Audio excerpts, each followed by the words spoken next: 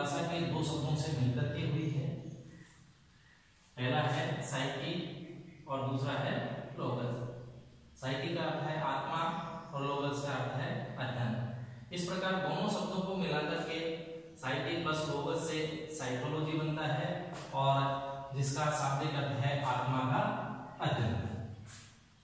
मनोविज्ञान शब्द की जो उत्पत्ति या विकास है वो दर्शन शास्त्र की एक शाखा के रूप में हुई है। सर्वप्रथम मनोविज्ञान एक स्वतंत्र विषय नहीं होकर के और दर्शन शास्त्र की एक शाखा में ही इसका अध्ययन करवाया जाता था। वर्तमान समय में मनोविज्ञान एक स्वतंत्र विषय के रूप में इसका अध्ययन करवाया जाता है। अब हम मनोविज्ञान के जो विकास है उसके बारे में अध्ययन करते हैं। मनोविज्ञान आत्मा का विज्ञान।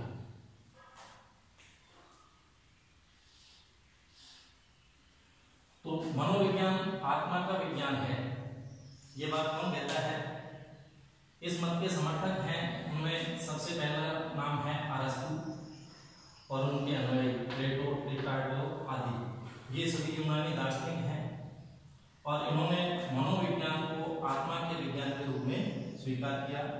16वीं सदी में आत्मा के विज्ञान के रूप में इस विषय को मान्यता मिली, किंतु आत्मा की प्रकृति और स्वरूप की अस्पष्टता के कारण इसको अस्वीकार कर दिया गया कि मनोविज्ञान आत्मा का विज्ञान नहीं है। नेक्स्ट, मस्तिष्क या मन का विज्ञान। 17वीं शताब्दी में जो मनोविज्ञान है उसको मन या मस्तिष्क के विज्ञान के रूप में स्वीकार किया गया।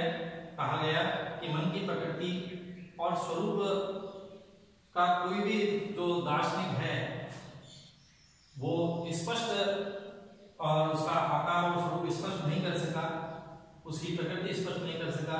इस कारण इसको इनके बाद के जो समर्थक थे, इनके बाद के जो दार्शनिक या मनोवैज्ञानिक हैं, उन्होंने उस मत को भी अस्वीकार कर दिया।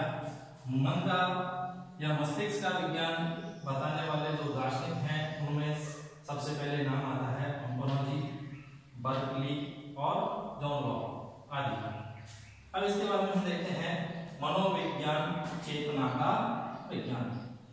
मनोविज्ञान को चेतना के विज्ञान के रूप में स्वीकार करने वाले जो मनोवैज्ञानिक हैं उनमें सबसे पहले विलियम जेम्स जो अमेरिका के हैं, विलियम वुंड, जेम्स ली आदि मनोवैज्ञानिक हैं जिन्होंने मनोविज्ञान को चेतना के विज्ञान के रूप में मान्यता दी।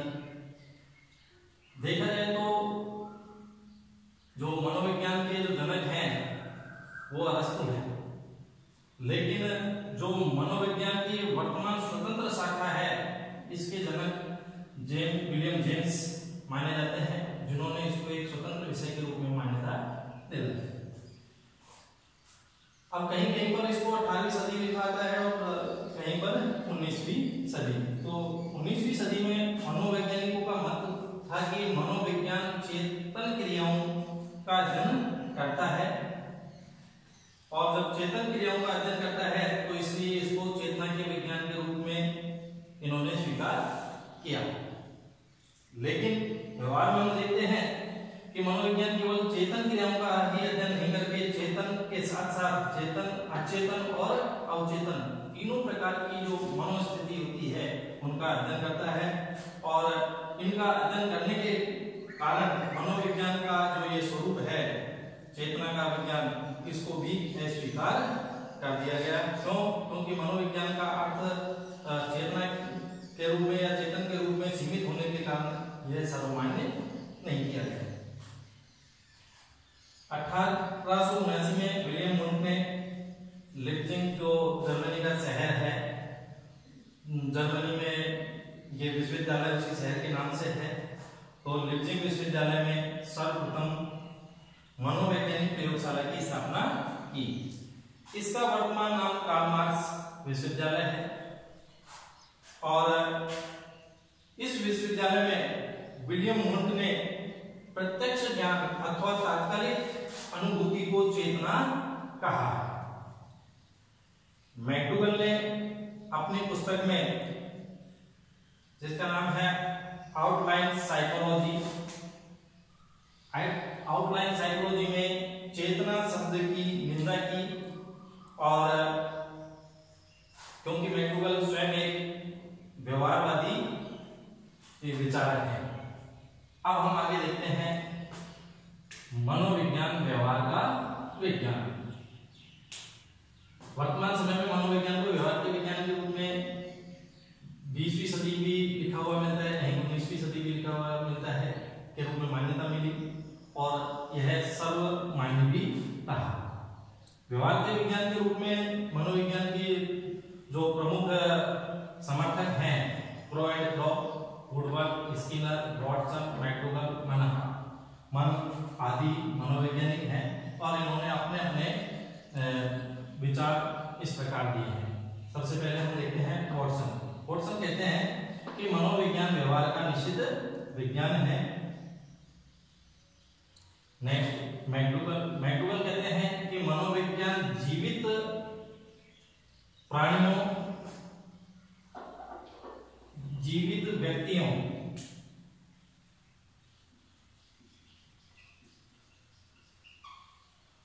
के व्यवहार का विधायक विज्ञान है।